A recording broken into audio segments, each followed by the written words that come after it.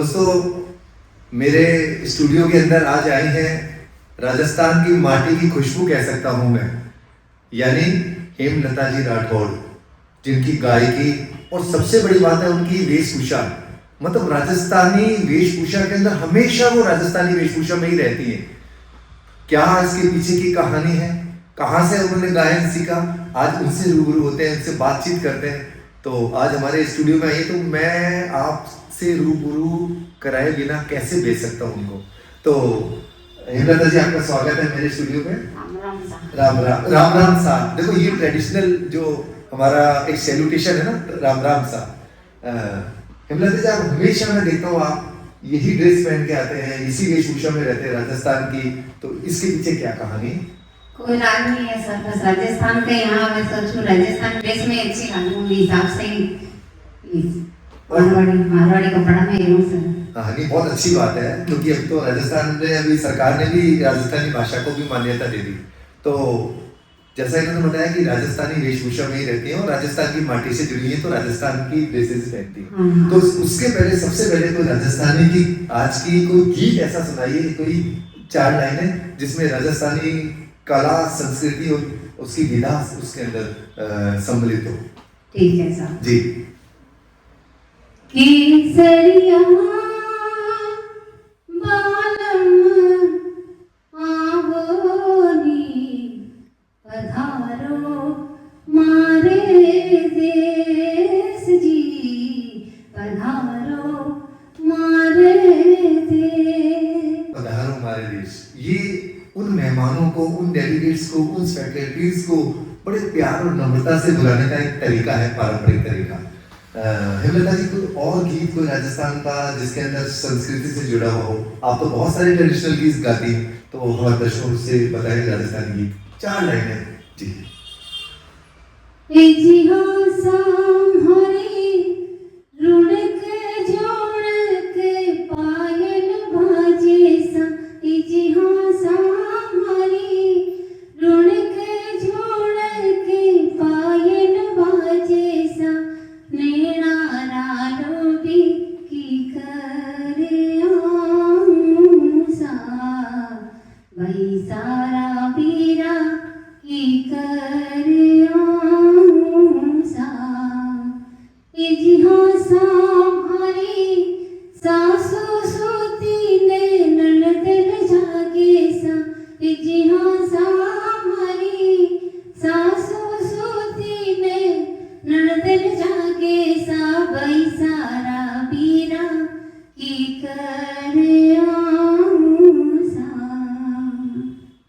जी, बहुत ही अच्छा गीत आपने राजस्थानी गाया है। कि हमारे दर्शकों को थोड़ा हिंदी में भी इसका मैसेज भी बता दें, ताकि उनको पता चल सके कि विधा क्या कह रही है।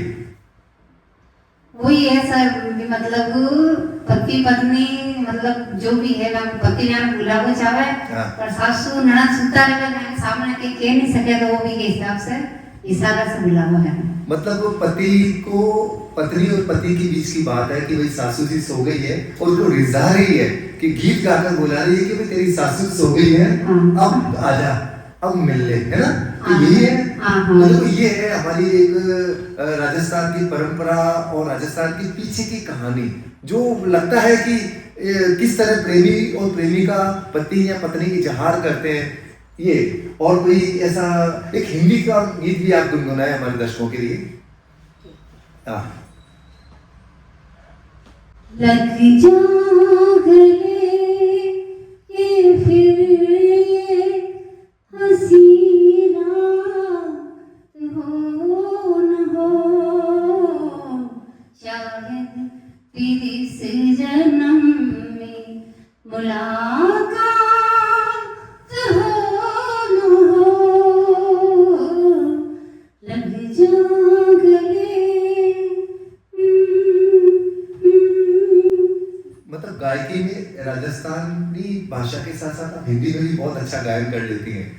बहुत अच्छा गीत। और आपने याद दिला दी लता जी की।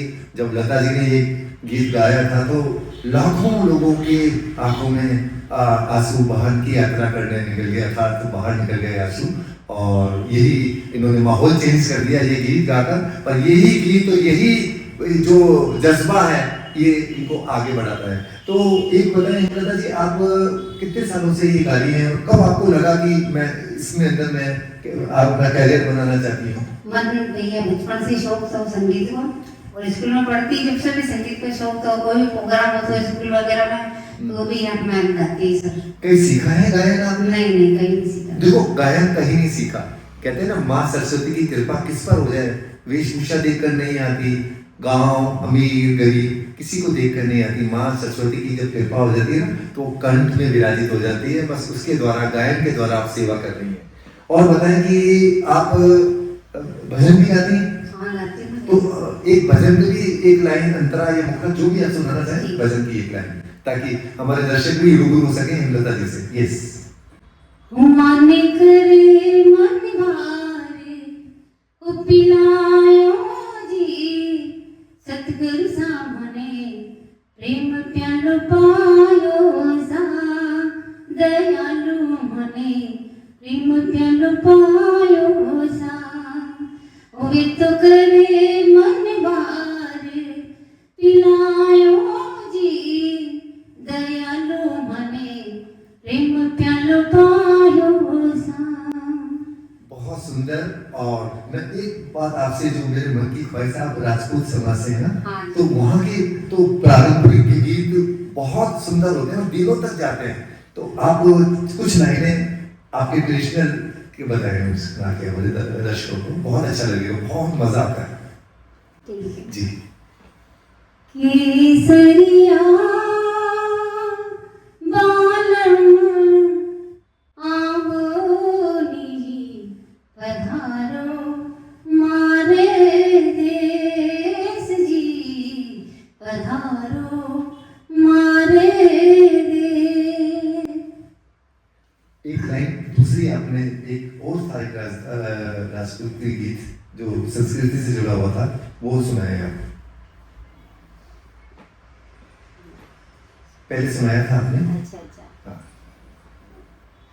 पहाड़ माथे पीपड़ी कर ललनी डोगाल्यो सा, पहाड़ माथे पीपड़ी कर ललनी डोगाल्यो सा, आवे राम रामत चकिया ने थोड़ा थोड़ा दीजे, कलालन थोड़ा थोड़ा दीजे, दारू दाखारो।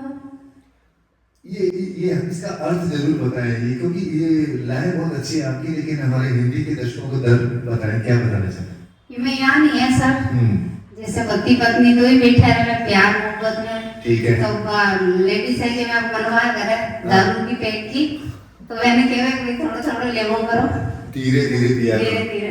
अच्छा, देखो हाँ। गीतों में वो सारी चीजें कह पाते हैं जो डायरेक्टली नहीं कह पाते ना, जैसे पंकज उधास की थोड़ी थोड़ी पिया करो, हाँ, वो तो है। मतलब मनवार में कि थोड़ा थोड़ा धीरे धीरे पैक करो, ऐसा ना हो कि ज्यादा हो जाए, थोड़ा थोड़ा करके सहज पके जो मीठा हो, जो धीरे पकता है वो हाँ। मीठा होता है। हाँ। तो कहीं ना कहीं एक संदेश छिपा हुआ होता है राजस्थानी संस्कृति के गीतों के अंदर। जैसा आपको पता है कि बहुत सारे प्रतिभाएं प्लेटफॉर्म के कारण आगे तक नहीं पहुंच पाती, लेकिन मैंने पहले भी जैसे कहा था कि ये प्रतिभा वेशभूषा अमीर गरीब कहीं देख कर नहीं आती, उस माँ सरस्वती की कृपा हो जाए, कला और गला दोनों ही एक साथ मिलकर वो माँ कंठ पर विराजित हो जाती है, और बस गायन में मास्टरी, और उसके अलावा गायन के द्वारा देश की सेवा, समाज की सेवा और अपने परिवार की सेवा भी मैं कह सकता हूँ, कृपा उस मातेश्वरी की होती है। तो मैं आपकी बहुत बहुत आपको धन्यवाद देता हूँ और आपके उज्जवल भविष्य की कामना करता हूँ। आप इसी तरह निरोग रहें, स्वस्थ रहें और गायन के द्वारा लोगों के दिलों पर राज करती रहे। तो दोस्तों ये थी हेमलता जी, नई शख्सियत के साथ, नए कलाकार के साथ फिर आपको मेरे स्टूडियो में ही आपको मिलाऊंगा कि किस तरह वो गायन के द्वारा या अपनी विधा के द्वारा वो समाज को जागरूक करने का प्रयास करेंगे। नमस्ते, नए मिलते हैं नए वीडियोस के साथ।